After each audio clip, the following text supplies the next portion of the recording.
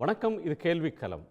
ஒன்றிய அரசினுடைய நிதிநிலை அறிக்கையை நிதியமைச்சர் திருமதி நிர்மலா சீதாராமன் அவர்கள் இன்று தாக்கல் செய்திருக்கிறார்கள். இது நடுத்தர வர்க்கத்தினருக்கு ஒரு வரி சலுகை, வருமான வரியில் ஒரு சலுகை அறிவிக்கப்பட்டிருக்கிறது. 6 முக்கியமான அம்சங்களில் சீர்திருத்தங்கள் மேற்கொள்ளப்பட்டிருக்கின்றன என்று அவர் அறிவித்திருக்கிறார். நகர்ப்புற மேம்பாடு, நிதி சீர்திருத்தம், சுரங்கங்களில் சீர்திருத்தம், விமான போக்குவரத்தில் மேம்பாடு என்று பல்வேறு அம்சங்கள் சொல்லப்பட்டிருக்கின்றன. நிதியமைச்சர் தாக்கல் செய்த பட்ஜெட்டை உள்துறை அமைச்சர் அமித்ஷா, பிரதமர், தமிழ்நாட்டுடைய ஆளுநர் வளர்ச்சிக்கு வழிவகுக்கக்கூடிய உந்து சக்தியாக இருக்கக்கூடிய பட்ஜெட் என்று புகழ்ந்திருக்கிறார்கள். தமிழ்நாட்டினுடைய முதலமைச்சர் கடும் கண்டனத்தை தெரிவித்திருக்கிறார். ஓர வஞ்சனை நடந்திருக்கிறது, தமிழ்நாடு முற்றிலுமாக புறக்கணிக்கப்பட்டிருக்கிறது என்பது அவருடைய கருத்து. திமுக கூட்டணி கட்சிகள் மட்டுமல்லாமல் எதிர்க்கட்சியான அஇஅதிமுக, அதிமுகவோடு கூட்டணியில் இருக்கக்கூடிய தேமுதிக, பாஜகவில் கூட்டணியில் இருக்கக்கூடிய பாமக, புதிதாக கட்சி தொடங்கியிருக்கிற தாவேக, இந்த கட்சிகள்லாம் கூட தமிழ்நாடு புறக்கணிக்கப்பட்டிருக்கிறது, பீகாருக்கு அறிவித்திருக்கிறார்கள். தமிழ்நாட்டுக்கு ரயில்வே திட்டங்களோ, வளர்ச்சி திட்டங்களுக்கான தேவைகளுக்கான ஒதுக்கீடுகளோ, நெடுஞ்சாலை திட்டங்களோ அறிவிக்கப்படவில்லை என்று குற்றம் சாட்டியிருக்கிறாங்க. இது சார்ந்து நாம் விரிவாக உரையாட இருக்கிறோம். நம்மோடு மார்க்சிஸ்ட் கம்யூனிஸ்ட் கட்சியினுடைய மூத்த தலைவர் திரு கனகராஜ் அவர்கள், வழக்கறிஞர் திரு அக்னீஸ்வரன் அவர்கள், பாஜகவினுடைய செய்தி தொடர்பாளர் திரு ஸ்ரீகாந்த் கருணேஸ் அவர்கள், காங்கிரஸ் கட்சியின் செய்தி தொடர்பாளர் திரு ஆனந்த் சீனிவாசன் அவர்கள், இந்திய தொழில் முனைவோர் சங்கத்தினுடைய திரு ரகுநாதன் அவர்கள் இருக்கிறாங்க. இவங்களோட சுமந்த் சி ராமன் டாக்டர் இணைய இருக்கிறாங்க. அனைவருக்கும் வணக்கம். நான் திரு ஆனந்துடைய முதற் பார்வையை பார்க்கணும். ஒரு 2 நிமிஷத்துக்குள்ள இந்த பட்ஜெட்டுடைய சிறப்பு அல்லது பட்ஜெட் மீதான விமர்சனத்தை சொல்லுங்க. பணக்காரங்களுக்கான பட்ஜெட் இது. 7லேருந்து 12 லட்சம் ரூபா சம்பாதிக்கிறவங்களுக்கு நல்ல பட்ஜெட்டு, 12 லட்சத்துக்கு மேலே சம்பாதிக்கிறவங்களுக்கு அரிய பட்ஜெட், ரொம்ப அருமையான பட்ஜெட்டு. ஆனந்த் ஸ்ரீனிவாசனுக்கு ரொம்ப நல்ல பட்ஜெட்டு. ஆனந்த் ஸ்ரீனிவாசன் நன்றி சொல்லிக்கிறேன். அம்மையாருக்கும் பிரதமர் மோடிக்கும். என்ன மாதிரி ஆட்களுக்கு 2லேருந்து 3 லட்சம் ரூபா வரைக்கும் லாபம். ஆனால் காமன் மேனுக்கு இதில் ஒன்றுமே கிடையாது.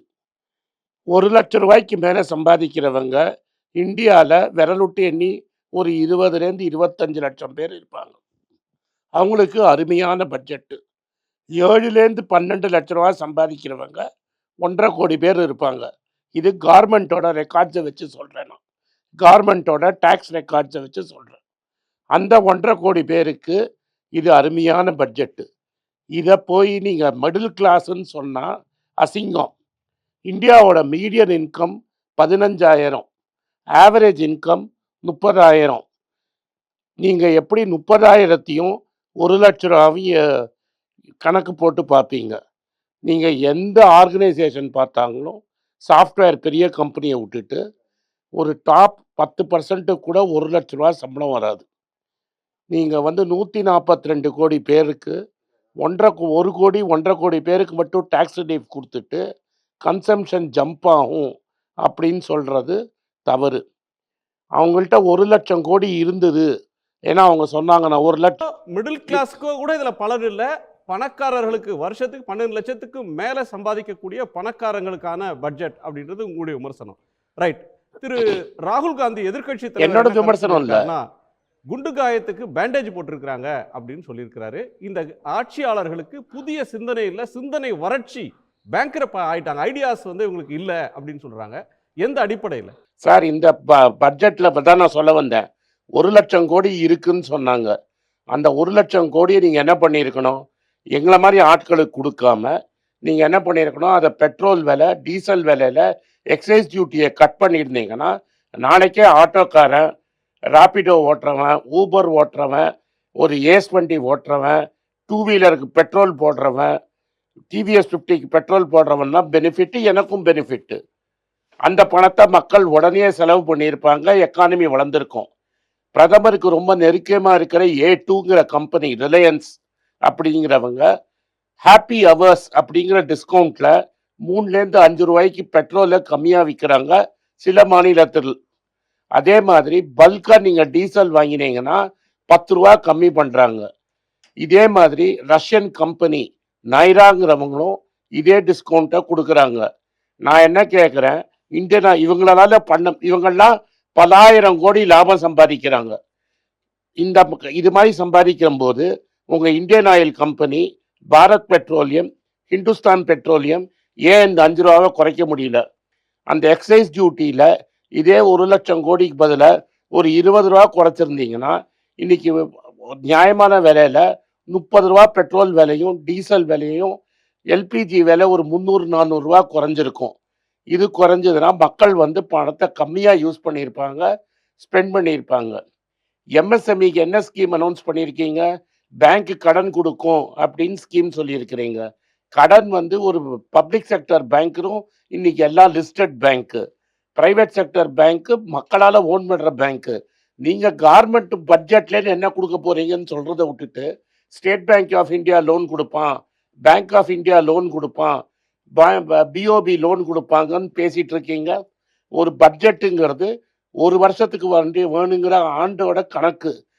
ஃபுல்லாக மேடம் பேசுனது 5 வருஷத்தில் நான் பண்ணுவேன், 10 வருஷத்தில் பண்ணுவேன், 6 வருஷத்தில் பண்ணுவேன்னு.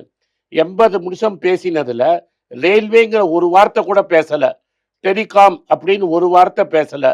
பவருக்கு என்ன சொன்னாங்க? ஸ்டேட்டுக்கு நாங்கள் கடன் கொடுப்போம். எப்படி கொடுப்பீங்க?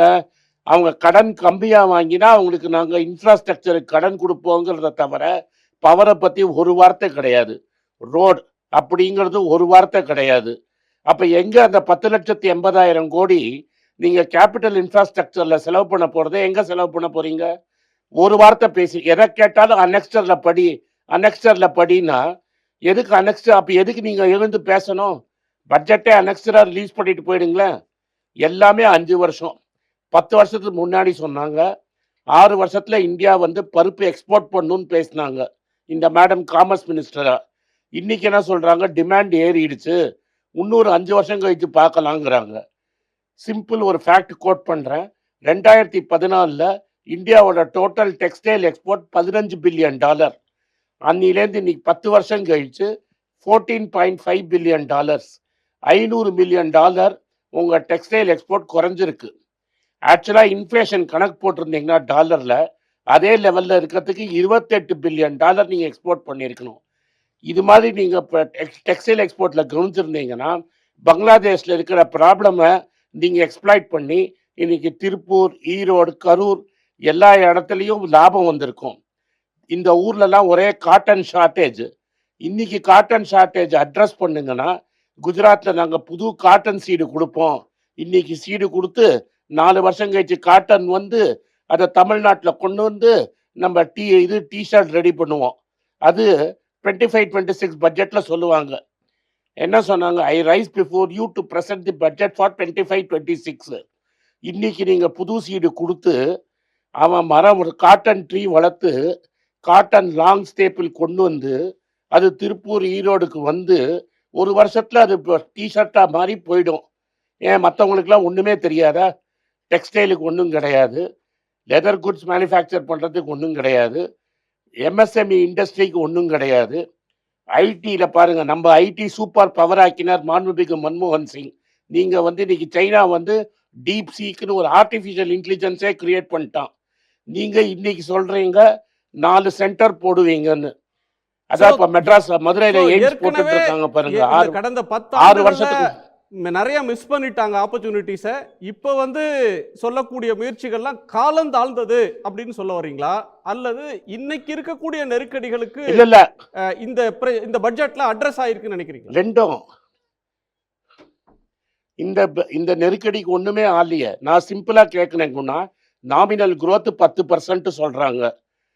ஆக்சுவல் இன்ஃப்ளேஷன் இன்னைக்கு 5.5%. அப்போ 10ல் 5.5 எடுத்தா 4.5% growth. அப்புறம் 10% growth இல்லை, 10% நாமினல் growth இருக்கிறச்ச எப்படி 6.5% growth வரும்? விலைவாசி 3.5% குறையுமா? அந்த விலைவாசியை 3.5% குறைக்கணும்னா இன்ட்ரெஸ்ட் ரேட்டை நீங்கள் ஏற்றணும். இன்ட்ரெஸ்ட் ரேட்டை ஏற்ற போகிறீங்களா? கன்சம்ஷன் குறைஞ்சிருச்சு, ப்ரைவேட் இன்வெஸ்ட்மெண்ட் குறைஞ்சிருச்சு, ஆனால் growth மட்டும் இருக்குன்னு சொல்கிறீங்க. இவங்களுக்கு அட்வைசராக அந்த அரவிந்த் சுப்பிரமணியம் என்ன சொல்கிறாரு? இந்த growth நம்பர்ஸ் எல்லாம் போலி, இந்த growth மேல நம்ப முடியாதுன்னு நேற்று கரண் தாப்பருக்கு ஒரு இன்டர்வியூ கொடுத்துருக்காரு. ஓகே, நாங்க சொன்னா காங்கிரஸ் கட்சி சொல்லிடுச்சுன்னு சொல்லலாம். இன்னைக்கு கார்த்தால நான் ஒரு சேனலில் பேசும்போது சொன்னேன் கோல்டு விலை ஏறும்னு. இன்னைக்கு கோல்டு விலை ஏறிடுச்சு. இன்னும் ஒரு 2 வருஷத்துக்குள்ள டாலர் வந்து 97, 98க்கு போயிடும். இந்த வருஷத்துக்குள்ள ரூ. 90 போயிடும். இந்த 4 ஆண்டு முடியறதுக்குள்ள மோடி டாலரோட செஞ்சுரி நிச்சயமாக போட்டுருவார். ஏன்னா இங்கே ஏற்றுமதி ஒன்றும் ஆக போகிறதில்ல, இறக்குமதி ஜாஸ்தி ஆக போகுது. ரூபாவோட ஃபால் இன்னும் கண்டினியூ ஆகும். இதே மாதிரி இதில் வந்து சந்தேகமே வேண்டாம், விலைவாசி கட்டுப்பாட்டுக்குள்ளே வராது. ஏன்னா அமெரிக்கா ட்ரம்ப் டாரிஃப் மிரட்டுவார். இவர் போகிறார் பிப்ரவரியில், அதில் டோட்டல் சரண்டர். இன்றைக்கி நம்மளோட டாடா ஸ்டீல் இது மாதிரி பெரிய கம்பெனிகளை சைனாக்கு அகென்ஸ்டாக டியூட்டி போடுங்கன்னு கேட்டாங்க. சிறு தொழிலை காப்பாற்றணும்னா நீங்கள் சைனாலேன்னு வர பொருள்களுக்கு டியூட்டி போட்டே ஆகணும், டாரிஃப் போட்டிருக்கணும், மக்களை காப்பாற்றியிருக்கணும். ஒன்றும் செய்யலை. இதனால் பெருசாக வளர்ச்சி வரும்னு நான் நினைக்கல. பணக்காரங்களுக்கு என்ன மாதிரி ஆட்களுக்கு பெரிய ரிலீஃப் கொடுத்துருக்காங்க. முன்னாடியே சொல்லிட்டேன், திரும்பி சொல்கிறேன், அம்மையாருக்கு நன்றி, மோடிக்கு நன்றி என் அக்கௌண்ட்டில் பணம் போட்டதுக்கு. அதில் எனக்கு சந்தேகமே கிடையாது. அப்போ அவர் சொன்னது கூட கடன் கொடுக்க போகிறது அரசாங்கம் இல்லை, பப்ளிக் செக்டர் பேங்க்கு. நம்ம டிபேட் பண்ணிகிட்டு இருக்கிறது 1.5 லட்சம் கோடி கடன் கொடுக்க போகிறாங்க. கடன் பப்ளிக் செக்டர் பேங்க் கொடுக்க போகுது. அதில் நான் பங்குதாரர், குணா பங்குதாரர், சுமந்த் ராமன் பங்குதாரர். நாங்கள் கடன் கொடுக்குறோம், நாங்கள் வட்டியோடு வாங்குகிறோம். பட்ஜெட்டில் என்ன அவுக்க போகிறீங்க? பட்ஜெட்டில் வட்டியை நீங்கள் கொடுக்குறீங்களா? கடனை நாங்கள் கொடுக்குறோம், கடனை நாங்கள் வசூல் பண்ணுறோம் பேங்க்கில். நீ வட்டியை கொடுக்குறியா சொல்லுங்க. 1.5 லட்சம் கோடி வட்டியை திரும்பி கொடுக்குறியான்னு பேசணும். நான் எல்லா பேங்க்லேயும் shareholder. It is not owned by government. Government is a minority shareholder. இப்போது அதை எடுத்து நீங்கள் எப்படி பட்ஜெட்டில் நாங்கள் கொடுக்குறோன்னு சொல்லுவீங்க? 50% ஸ்டேட் பேங்க்கு ஓன் பை பப்ளிக்.